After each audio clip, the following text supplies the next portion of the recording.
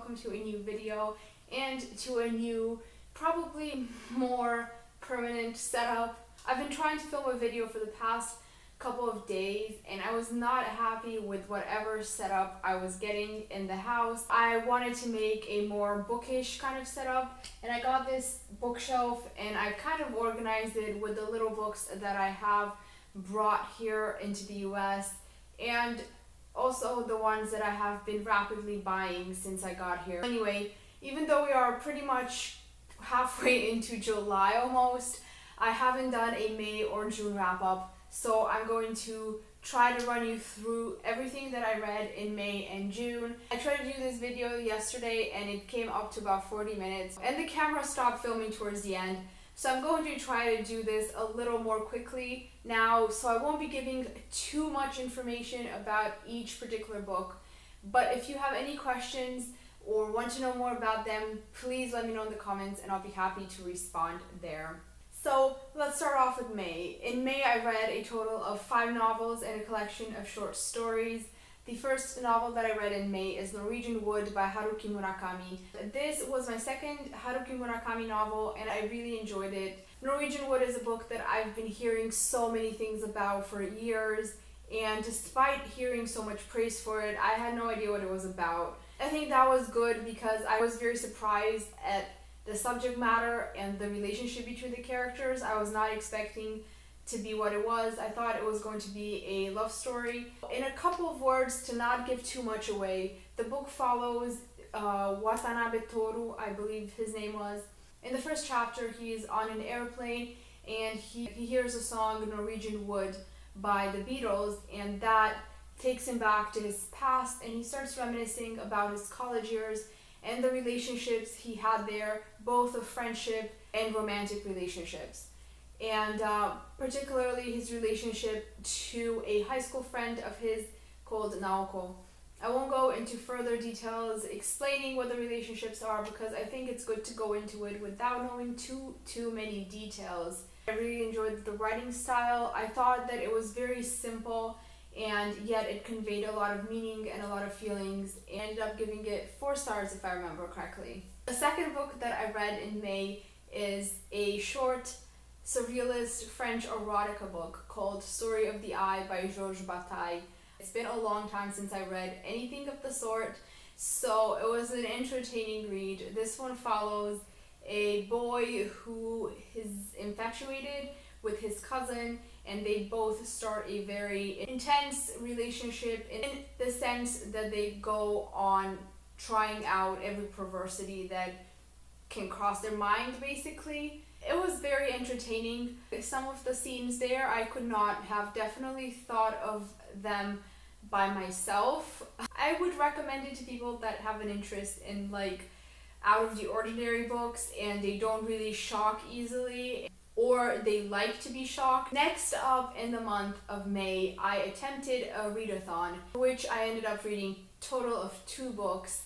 The first one was The River Between by Ngugi wa Thiong'o. This is a book out of Kenya. It was the first Kenyan novel that I've ever read, and it was very interesting. It follows the conflict between 2 villages there, and it is set right around the time where white missionaries were coming and trying to get people to convert to Christianity. The approaches of the 2 villages are very different in the sense that one welcomes these missionaries and converts to Christianity and sends their children to school there, and one is trying to preserve the customs and traditions of their community. It was very interesting. It was very different from what I expected it to be though. When I read the synopsis of the book, it was written as if the book was about female genital mutilation and the attempt of abolishing that practice in Kenya. I was kind of expecting a sort of female rights approach to why female genital mutilation should be abolished, and instead I got a book that was just hinting to female genital mutilation as being one of the many customs that the Christian missionaries were trying to abolish because it was sinful and ungodly, which was a bit of a disappointment because I was hoping for the other approach. But nonetheless, the book was really good. Next up for the readathon also, I read Lullaby by Chuck Palahniuk. I hadn't read a Chuck Palahniuk book in many years, and when I started reading it, I really remembered why I was liking Chuck Palahniuk. I love his style of writing. I love his sarcasm. The book is about an ancient lullaby that exists in a book for children, and reading that lullaby to someone will kill them. And one journalist finds out about this, and he's trying to get rid of all the copies of this lullaby that exists in the world. The idea sounded very interesting. The beginning was really strong, was really great, but then it kind of dragged a little bit in the middle. I would recommend it for Palahniuk fans, but I wouldn't really recommend it as a starting point with Chuck Palahniuk. Next up, I read a book for a read-along that happened in May, and that was Let the Right One In by John Ajvide Lindqvist. This is a horror novel out of Sweden. This is a book that follows a young boy by the name of Oscar who is bullied at school and has a pretty tough life, up to the point where he makes a friend in his new neighbor called Ellie. The book is labeled as a horror novel because of its supernatural content, but to me the human aspects of it made it a lot more disturbing. I gave this book 5 out of 5 stars, and I really enjoyed it, and I'm looking forward to picking up more of Lindqvist's books. I have a full review of this book in which I describe the plot in a bit more detail, and I also talk more about my feelings towards it and feelings with different aspects of it. So if you're interested at all, I will leave a link in the description down below. And last but not least, in May, I took part in my first buddy read. My buddy for reading was Hannah from Craving Books, and we read Delta of Venus by Anais Nin for the first time. For both of us, this was the first Anais Nin book, and we were both kind of really excited to pick up Anais Nin, and I'm pretty sure to say that we were both pretty disappointed with it.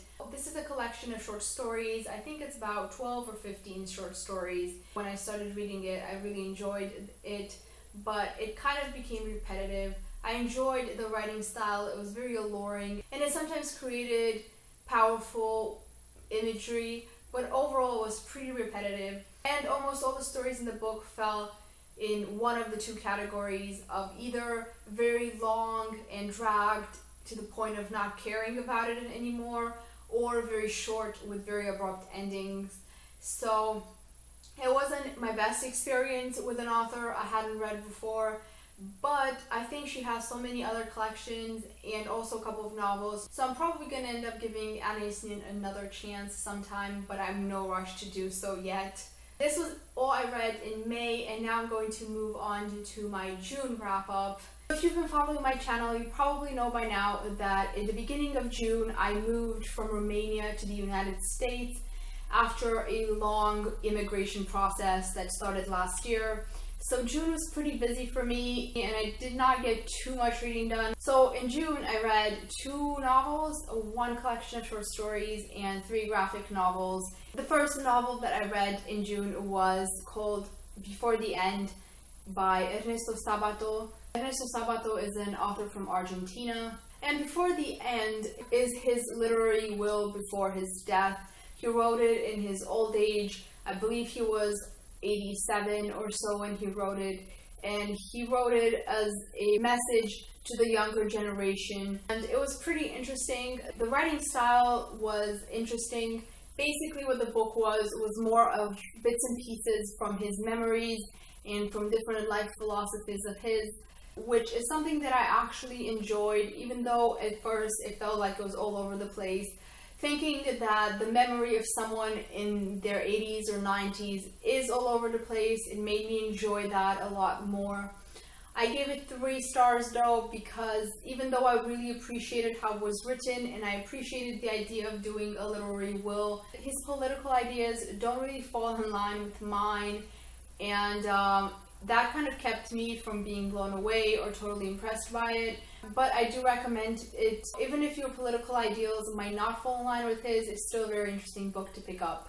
Next up, I read a book as part of the World BRB Challenge. The BookTube Reading Buddies on Goodreads had a Around the World Challenge. This was from Iceland, The Blue Fox by Sean. This is a book that follows 2 different planes.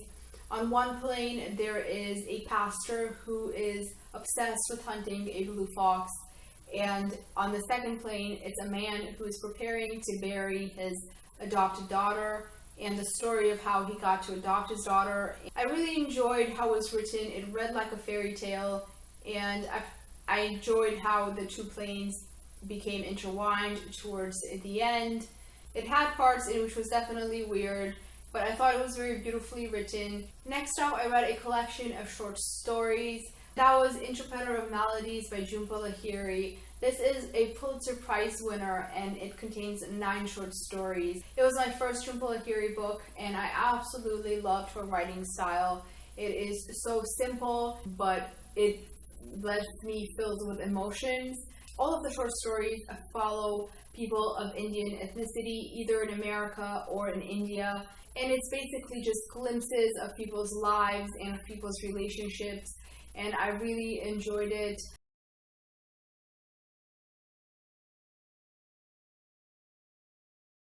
The first graphic novel that I picked up in June was Persepolis by Marjane Satrapi. Oh my gosh, I loved this book. This was so great. This is Marjane Satrapi's memoir of living in Iran before and after the Iranian Revolution. And it starts when she is about 10 and it ends in her adult years. This is the complete Persepolis. It also comes in 2 volumes. And the first half of this is focused on her childhood in Iran before the revolution and right after the revolution. And the second one focuses on her teenage years when her parents decide to send Marjane out of Iran to live in Austria so that she could escape the oppressive system that was there. And it focuses more on her experience of living as an immigrant in Europe and how hard it is for someone living as an immigrant to find their identity and how torn between 2 worlds she was feeling.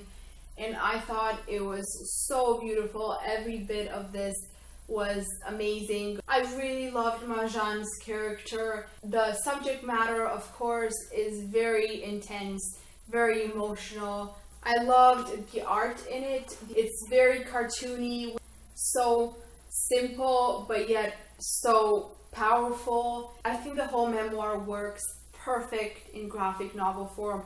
I don't know if it could have transmitted as much as it did if it was written in a novel form, but as a graphic novel, it was so humorous and so sad at the same time.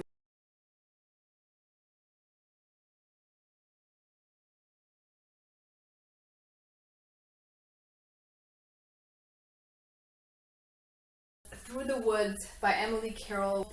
I really liked this. This has 5 short horror stories. They're all set somewhere in the woods.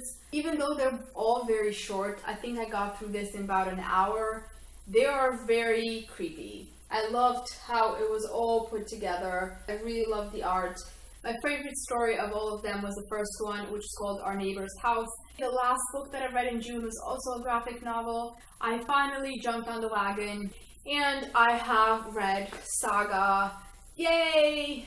This contains the first 18 chapters of the graphic novel series. This is a fantasy sci-fi graphic novel. The main characters of this are Alana and Marco and their newborn baby. Alana is from a planet called Landfall and Marco is from a planet called Reef, and these planets have been at war for a long time, and they fall in love with each other and they have a child, but they are constantly on the run because both the governments from Landfall and Reef want them dead and want to capture their child. So there's obviously a lot of world building and a lot of other characters because this is a very complex universe, and I don't feel I can do it justice by just describing it in a couple of sentences, but I really enjoyed it. I really enjoyed the artwork as well, and I'm looking forward to continuing to read this. So this was it for my May and June wrap up. Thank you so much for watching, and I will see you back with another video soon. Have a great day. Bye.